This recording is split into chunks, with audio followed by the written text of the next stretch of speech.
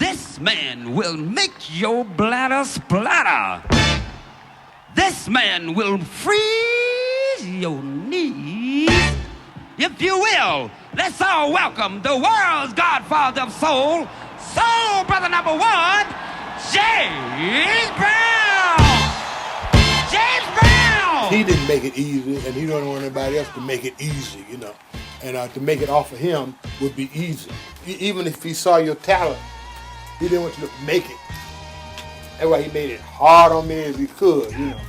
He just give me impossible things to do. But see, I would do it. He give me the impossible thing to do, and then he, all right, do another one. You know.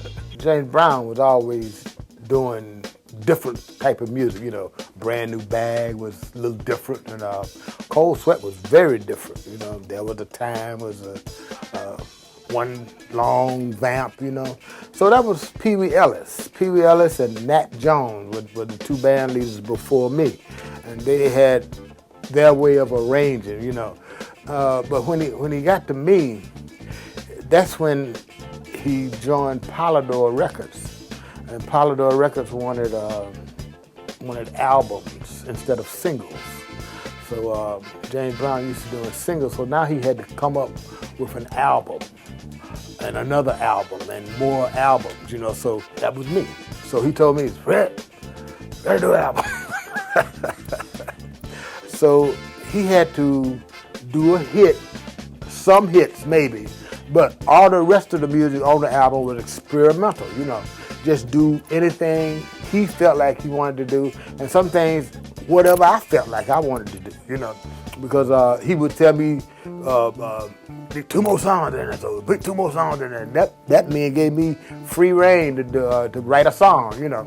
And I saw what he was doing, you know. I said, I'd go crazy too, you know. So I write a crazy song, do an arrangement. There's an arrangement on Don't Fence Me In. You know that old Broadway song, Don't Fence Me In? He told me to do an arrangement on Don't Fence Me In, you know. So I went nuts on it. It's a good arrangement. It's on the Reality album, I think. Now I want everybody to repeat after me. If you don't know who you are and where your place in life is, just say to yourself, I am somebody. I am somebody. My jazz playing was interrupted by Ike and Tina Turner. And when I went on the road with Ike and Tina Turner, and then I went from one R&B band to another R&B band, to Hank Ballard and the Midnighters, and then I went into the Army, and I started my own band. We had to play some covers, and actually the band broke up because I didn't want to do Cold Sweat. Would you give me baby?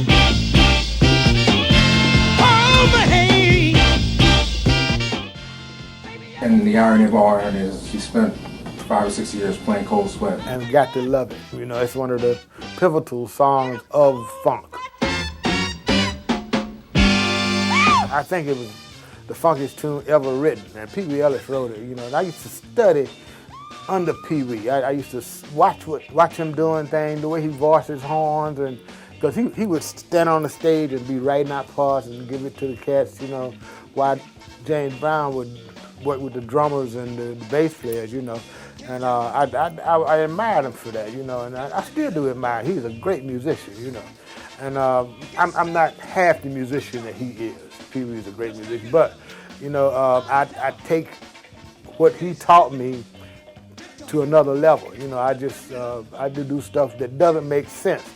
And now he's beginning to do stuff that doesn't make sense either. But it comes out good, you know, because we learn from each other. He teaches me the basics of music, and I teach him how to do things against the basics of music.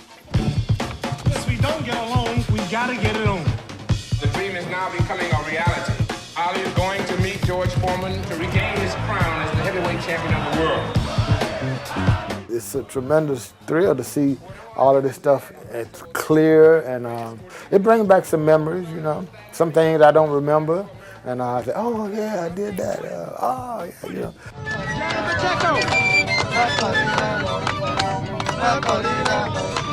First of all, the flight was loaded. It was full. It was a DC-8. You know what a DC-8 is? It's a big old plane. It's long, and it barely got off the ground. I said in the book, I think it was the Pointer Sisters' wardrobe that made it so heavy, you know. But they tell me that it was James Brown's sound equipment that made it so heavy. And but anyway, they tried to get everybody on this one plane, and it actually drugged the ground a little bit as it took off, you know. But on the plane, it was like a big party. The Fania all started with playing and singing, and we were singing along with them, and we did a little thing, and the Spinners were doing a little thing, you know. B.B. King was playing his guitar, so it was one big party all the way to Africa. We stopped in Madrid, I think, and got off, refueled, and got back on and continued the party. You know, by the time we got to Zaire, we were all friends. You know, we knew each other. Hugh Masekela met us at the plane. You know, where's Fred Wesley? I want to meet Fred Wesley. You want to meet me? I want to meet him. You know, and so we had a real good time. I've never felt so free in my life. We from America where we're not really free. No, we've been free all our life. We want to see our people free. Well, it was a great opportunity to be with the Crusaders, you know, to be with Sister Sledge, the Pointer Sisters, and the Spinners, all of these acts, B.B. King, you know, we knew B.B., but to see B.B. with his band and to see the Spinners with their band and they're doing their act, you know, we very seldom got a chance to see all these acts at one time, you know. We saw a lot of African acts too. And not only did we see Hugh Masekela and Mariam Makeba, but we saw some people that you had never heard of, and it was good bands too. And we talked with those people, interacted a little bit with them, you know, because they were great, you know. And we kind of wanted to know what they were doing because their music was a little different from ours, but they called themselves copying what we were doing and copying what the Crusaders were doing, and but it was a little different flavor to it, you know. They kind of meshed together on the fringes, you know. They know some of the things that we didn't know, what was going on behind the scenes, you know. We didn't really, at least I didn't. You know, I was involved in what I was involved in, but all of this other stuff was going on at the same time. Like I say, Stu Levine got a bill for $260,000. You know, I didn't know about that, you know. The people that like this kind of music, there's still a lot of us, you know. I think they'd be thrilled to see it, you know. It's like a great movie. It's sort of like the movie I want to make, but I don't get a chance. I probably never get a chance to do it. But I like to make a movie of all the people I have played with. You know, with Count Basie and James Brown, Parliament Funkadelic, Ike Tina Turner, all the people that I played with. It'll be a great musical, and all the things that led me from one thing to another. You know, I think it'll be a great movie. Right now, ladies and gentlemen, we'll give you a chance to party one time. This is my one and only hit song. It's called House Party, all right?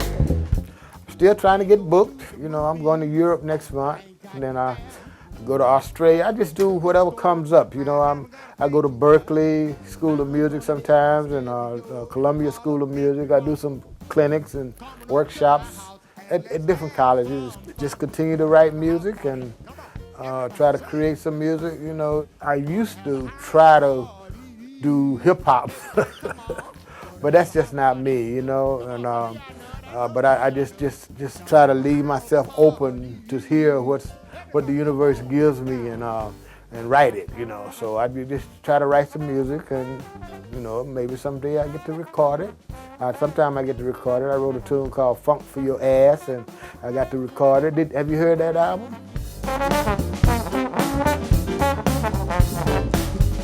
Bring your own bottle or whatever turns you on. Or you can bring your old lady or your other number.